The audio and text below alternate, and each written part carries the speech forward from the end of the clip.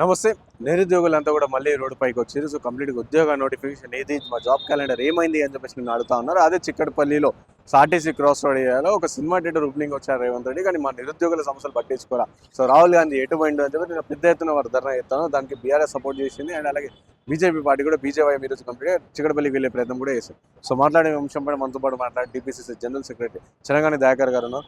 అన్న ఏందన్న నిరుద్యోగులు మరోసారి అంటే ఉద్యోగాలు ఇస్తాం ఇప్పుడు అంటారు. ఎప్పుడు అని నిరుద్యోగులు అడుగుతారు. ఏం చెప్తారు? 2026లో ఉద్యోగాల భర్తీ ప్రక్రియ ఉంటుంది.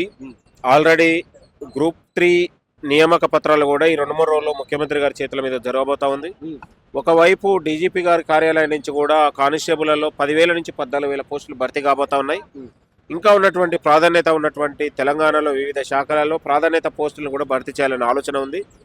దయచేసి ధర్నాలు చేస్తే పోరాటాలు చేస్తేనే ప్రభుత్వం ఆలోచన చేస్తుంది అనేది కాకుండా మీ జీవితాల పట్ల, నిరుద్యోగుల పట్ల, నిరుద్యోగ భవిష్యత్తు పట్ల ప్రభుత్వానికి, ముఖ్యమంత్రి గారికి ఒక విజన్ ఉంది, ఆలోచన ఉంది. దయచేసి మీరు సమన్వయం పాటించాలని కూడా మీ అందరికీ మీకు చేతులు జోడించి నమస్కారం తెలియజేస్తున్నాను. మరికొన్ని రోజులలో ఉద్యోగాల భర్తీ ప్రక్రియ 100% ఉండబోతా ఉంది. మన గౌరవ ముఖ్యమంత్రి రేవంత్ రెడ్డి గారు ఇవాళ తెలంగాణ యువతకు ప్రైవేటు రంగంలో, ప్రభుత్వ రంగంలో ఉద్యోగాలు ఇవ్వాలనే ఆలోచన ఒక బలమైన సంకల్పంతో పనిచేస్తూ ఉన్నారు. గమనించాలని కోరుతా ఉన్నాం. ఇవాళ మంత్రి శ్రీధర్ బాబు గారి మాటలను కూడా వక్రీకరించి ఇవాళ నిరుద్యోగుల మధ్య విద్వేషాలు కావాలని ఒక రెచ్చగొట్టేలా కుట్రపూరితంగా వ్యవహరిస్తూ ఉన్నారు బీఆర్ఎస్ నాయకులు.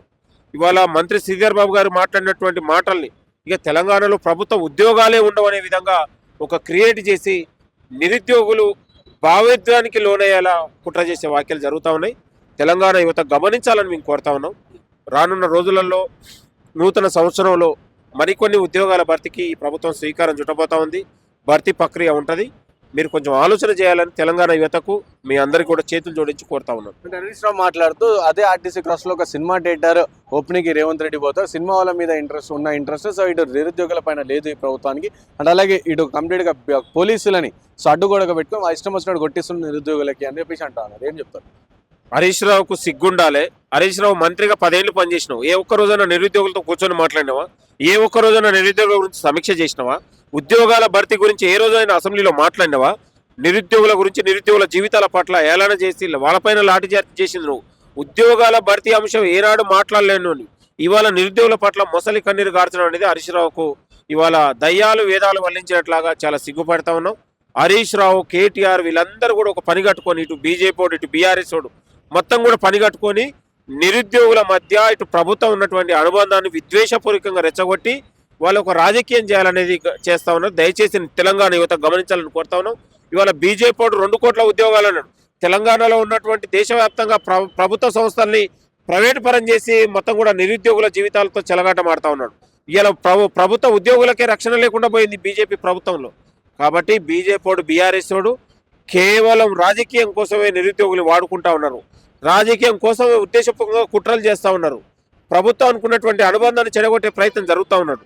ప్రభుత్వం మీద వ్యతిరేకతను పెంచడానికి కుట్ర చేస్తూ ఉన్నారు. తెలంగాణ యువత గమనించాలని మేము కోరుతా ఉన్నాం.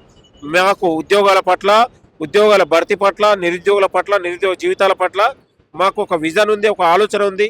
ఇవాళ రైజింగ్ తెలంగాణ పేరుతో ముఖ్యమంత్రి గారు ఇవాళ విదేశాలతో పెట్టుబడులు పెట్టి తెలంగాణలో అభివృద్ధి చేసి ఒక ప్రైవేటు రంగంలో, ప్రభుత్వ రంగంలో ఉద్యోగాలు యువతకు ఇవ్వాలి. తెలంగాణలో నిరుద్యోగ సమస్య ఉంది అనేది గమనించింది కాబట్టి అనేక రంగాలుగా ఇవాళ ఆలోచన చేసి ఇవాళ సంకల్పంతో ముందుకెళ్తా ఉన్నాడు.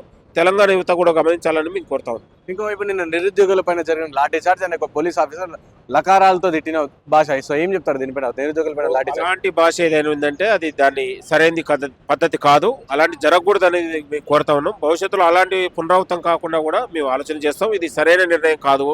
కాబట్టి కొన్నిసార్లు ఇవాళ ప్రజలు ట్రాఫిక్ సమస్య కావచ్చు, ఒక్కోసారి అదుపు తప్పినప్పుడు కూడా దాన్ని కూడా గమనించాల్సిన అవసరం ఉంటుంది. మనం పోరాటం, ధర్నా అనేది వివిధ రూపాల శాంతి మార్గంలో తప్ప వైలెన్స్ లాగా ఇతరులకు ఇబ్బంది కలిగేలా కూడా ఉండకూడదని కోరుతా ఉన్నాం.